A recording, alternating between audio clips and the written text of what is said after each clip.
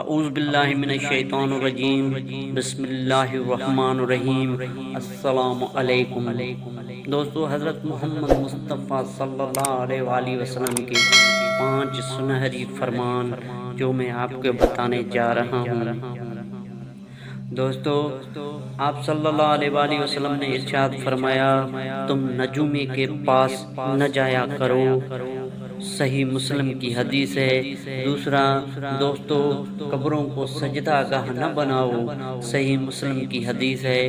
لذت کو ختم کرنے والی موت کو کثرت سے یاد کیا کرو۔ چوتھا، دنیا میں ایسے رہو جیسے اجنبی یا مسافر ہو۔ پانچواں، اللہ اس چہرے کو تر و تازہ رکھے جو حدیث سن کر آگے بڑھائے، صحیح بخاری کی حدیث ہے۔